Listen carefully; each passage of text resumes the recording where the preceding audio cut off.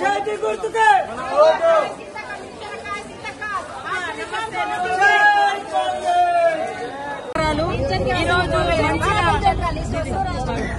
ఈ రోజు మంచిగా యువకులు జాయిన్ అయినరు, చాలా సంతోషము.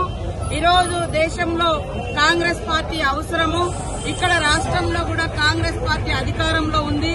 మరి కాంగ్రెస్ అధికారంలోకి వచ్చిన కాడ నుంచి రేవంత్ రెడ్డి గారి నాయకత్వంలో రాహుల్ గాంధీ గారి ఆదేశాల అనుసారము మహిళలకు బస్సు ఫ్రీ గానీ, మహిళలకు వడ్డీ లేకుండా మహిళా సంఘాలకు లోన్లు ఇవ్వడం గానీ, బస్సు ఫ్రీయే కాదు బస్సు ఓనర్లను కూడా చేసినాం, బస్సులు కూడా కొనిచ్చినాము. మహిళా సంఘాలకు వాళ్ళు బస్సులు అద్దెకిస్తున్నారు గవర్నమెంట్ కు, వాళ్లకు మళ్ళా మహిళా సంఘాలకు నెలకు 70,000 అద్దె కడుతున్నాం. మహిళలకు కిరాయి డబ్బులు వస్తున్నాయి, మహిళల కుట్టు మిషన్లు ఇస్తున్నాం. మహిళలు కుట్టడం వస్తే స్కూళ్లలో బట్టలు కూడా వాళ్ళకే ఇచ్చి పని కల్పిస్తున్నాము. ఇళ్లలో కరెంటు 200 యూనిట్ల ఫ్రీ ఉంది. ఇప్పుడు అక్కడి నుంచి వస్తుంటే బియ్యం తీసుకోబోతున్నారు, సన్న బియ్యం. అంతకుముందు దొడ్డు బియ్యం వచ్చే తినడం కూడా కష్టంగా ఉండేది. ఈ రోజు పేదల కోసం రాష్ట్రంలో సంవత్సరంన్నర కాలం వాళ్ళు 10 ఏళ్లున్నా ఇల్లులు రాలే, కానీ ఇప్పుడు 1 సంవత్సరంన్నర కాలంలో 4.5 లక్షల మందికి ఇల్లులు ఇచ్చినాం, ఇందిరమ్మ ఇల్లులు.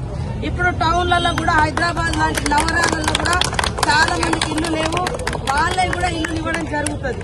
రేషన్ కార్డు కూడా రాలే 10 ఏళ్లలో, చాలా మంది ఇబ్బంది పడ్డారు బియ్యం దొరకక.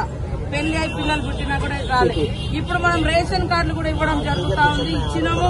మీరందరూ అదే విధంగా మరి గ్యాస్ కూడా సిలిండర్ ఫ్రీగా వస్తుంది, 500కే వస్తుంది. ఎవరికైనా కనెక్షన్ రాకుంటే ఆధార్ కార్డుతో లింక్ చేయండి, తప్పకుండా వస్తుంది. మీరందరూ కూడా యువకులు కూడా మన గవర్నమెంట్ వచ్చినాక 70,000 మందికి ఉద్యోగాలు ఇచ్చినాం. తెలుగు తోड़ा समझ होता अभी वो बीजेपी बीआरएस एक ही है, दोनों अलग नहीं है. अलग दिखा रहे मगर एक ही है, एक ही బంధం है. కాబట్టి మీరందరూ ఖచ్చితంగా నవీన్ యాదవ్ 2 बार हार गया, 2 बार एक मौका देना. गोपीनाथ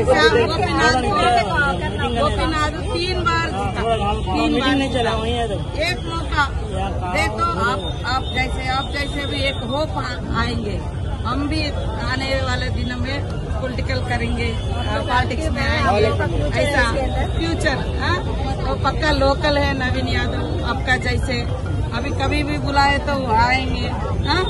सब हम इधर भी रहते, वो बादशाह भैया भी कल शामिल हो गया 1000-2000 मेंबर्स के साथ कल बिग मीटिंग से.